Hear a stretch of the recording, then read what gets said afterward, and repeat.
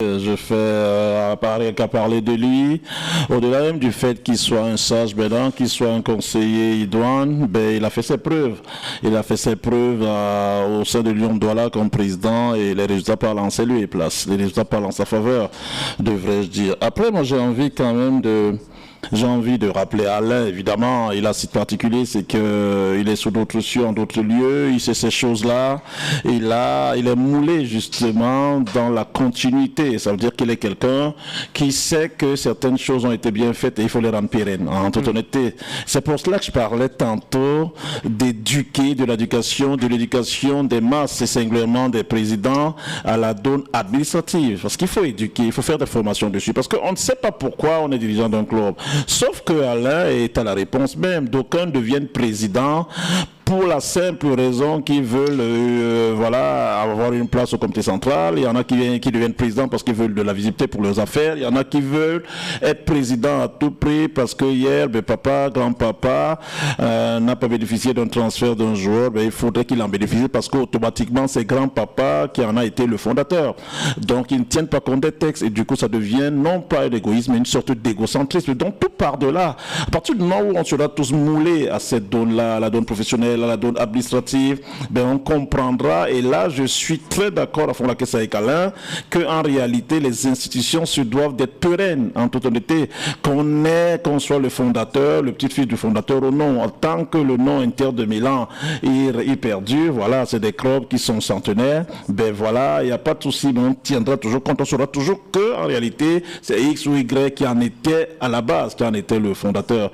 Quand on sait surtout que le Tonnerre est né de la dissidence avec le canon, c'est un peu comme le protestantisme en réalité. Il y a Martin Luther King qui se rebelle justement. Certaines pratiques catholiques, évidemment on n'est pas ici dans un cours biblique, ne lui sont pas favorables, et il décide de protester et de créer le protestantisme avec tout ce qu'il y a comme corollaire, pentecôtiste, etc. Mais maintenant, qu'est-ce qu'il faut faire en toute honnêteté?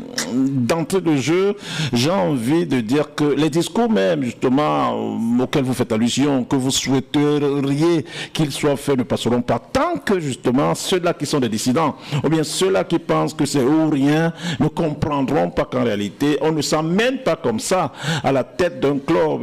Il y a des prérequis, il y a un canevas, et ce canevas il est d'ordre textuel, il est d'ordre statutaire, etc. Est-ce qu'ils en ont le droit? Est-ce qu'ils en ont les qualités? Est-ce que textuellement justement ils sont aptes à être à la tête des clubs? C'est les véritables questions qu'il faut se poser. C'est pour cela que moi je pense que tôt ou tard il faudra justement, peut-être des gens comme Alain, évidemment, certains d'autres qui viendraient pour éduquer, pour instruire les présidents de club à la donne même de l'administration d'un club. Et quand les instructions là seront faites en bonne et due forme avec des parchemins, il y en a, j'en suis certain, même s'ils ont des moyens, ne se risqueront pas à être président parce qu'ils sauraient que être président, voilà, nécessite des prérequis. À partir de là, vous pouvez avoir votre argent, vraiment vous déléguer quelqu'un parce que lui, il a des aptitudes pour diriger votre club. C'est ce dont il est question, c'est ce qu'il s'agit, c'est ce dont il s'agit. Il faut éduquer les masses et les présidents de club à la donne professionnelle. C'est pas tant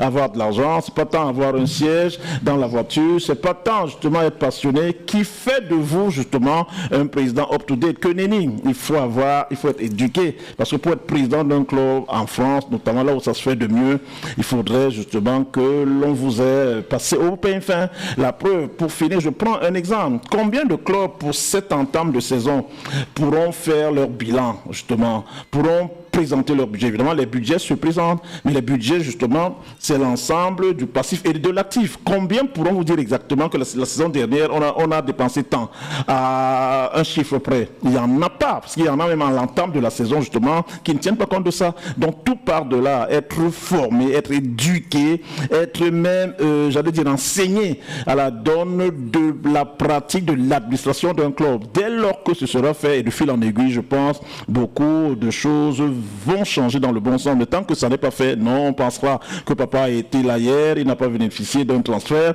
Aujourd'hui, la Fédé peut donner 48 millions. Pourquoi papa qui a mis son argent hier ne peut pas en bénéficier? Voilà. Compte tenu du fait que je suis un héritier, somme toute légitime ou non, voilà, j'ai le droit de récupérer ce que papa a misé hier. Dans le foot moderne, en réalité, ça n'est pas ça.